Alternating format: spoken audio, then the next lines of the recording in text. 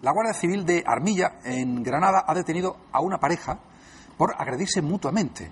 Vamos a contar esto, Laura, ¿qué sabemos? Sabemos que es una pareja de 19 años que habían tenido una relación sentimental anterior, que parece que esa relación terminó hace poco, vivían en Armilla, en la misma casa, y al parecer el chico decidió el lunes ir a buscar alguna de sus pertenencias, alguna de sus cosas que quedaban todavía en casa, y cuando entró en la vivienda la chica estaba allí, comienza una pelea, una discusión que no se sabe cómo, termina con la chica clavándole al chico, a su exnovio, un cuchillo en el costado izquierdo. Ella dice que fue en defensa propia, después de un ataque de él, y finalmente, después de esto, él ha sido acusado de un delito de violencia de género y ella acusada de un delito de maltrato en el ámbito familiar. Pero, Javier Ronda, buenas tardes, sabemos la versión de ella, que dice que fue en defensa propia, pero ¿cuál es la versión de él? ¿Qué dice? Bueno, pues como en estos casos suele ser así, él niega los hechos. Lo cierto es que recibió esa puñalada con un arma blanca en el costado izquierdo. Habrá que mirar los informes de los peritos, en este caso de los forenses, para ver qué arma se pudo emplear. Y a mí me gustaría dar un consejo rápido. Si alguien tiene que ir a su casa después de un proceso de separación o de divorcio, nunca debe ir solo, acompañado de alguien, e incluso se puede pedir al juzgado y que la policía pueda acompañar. Es un momento muy tenso. Esto se podía haber evitado, estas agresiones, simplemente con la compañía de un tercero de la propia policía. Entiendo. Oye, Javier, ¿sabemos si alguno de los dos jóvenes denunció la agresión? Bueno, hay unas denuncias cruzadas. Ella, en principio, lo había dicho. Tiene unas heridas contundentes en la mano. Parece que una tijera pudo ser el otro arma por la forma de las incisiones de hasta 1 centímetro. Hay también hematomas y, bueno, el chico fue asistido en el hospital, tuvo un día y ahora habrá que determinar qué es lo que ha ocurrido con las heridas que también ella ha sufrido. ¿Los dos jóvenes están en qué situación? Pasaron a disposición judicial, habrá que determinar, sobre todo por la herida, en qué situación queda, si alguien se adopta alguna medida preventiva, pero es el juez con esta doble vertiente de este cruce de denuncia y dobles agresiones, el que tiene que decidir. Nos acompaña precisamente un magistrado, el juez Francisco Gutiérrez, magistrado del Juzgado de Violencia sobre la Mujer número 2 de Sevilla. Buenas tardes. Buenas tardes. Y gracias.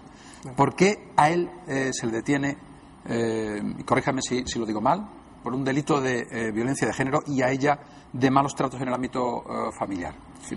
Bien, pues la diferencia es bastante clara. En el caso de que la agresión se produzca del varón hacia la mujer, estamos ante un supuesto de violencia de género, mientras que cuando es al revés, es cuando la mujer agrede al varón, pues estamos ante un supuesto de violencia doméstica, de violencia familiar. Si hablamos de delitos distintos, hablamos también de posibles condenas diferentes. ¿Qué condena podría caerle a cada uno de ellos? Depende, por supuesto, de las lesiones.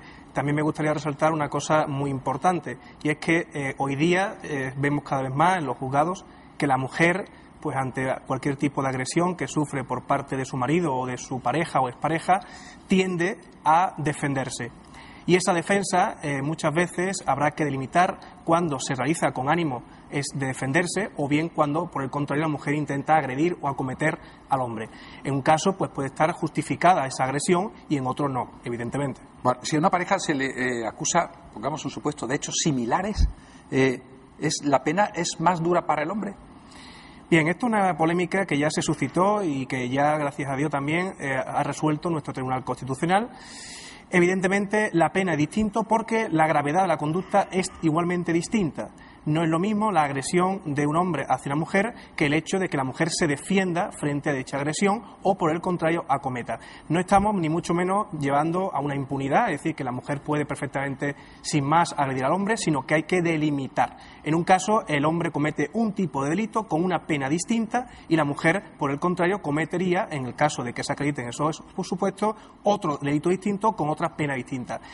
¿El origen o el problema de que una pena sea mayor que otra? Pues evidentemente está en el mismo origen estructural. Estamos ante una violencia machista, ante una violencia que tiende a dominar, a subordinar a la mujer y, por tanto, se establece mayor pena y mayor gravedad de la conducta para evitar ese tipo de conductas estructurales en nuestra sociedad. En la mayoría de los casos de una superioridad física, en la mayoría de los casos es decir, existe más violencia del hombre hacia la mujer, muchísima más, ¿no?, que de la mujer hacia el hombre. Esto es una realidad constatable.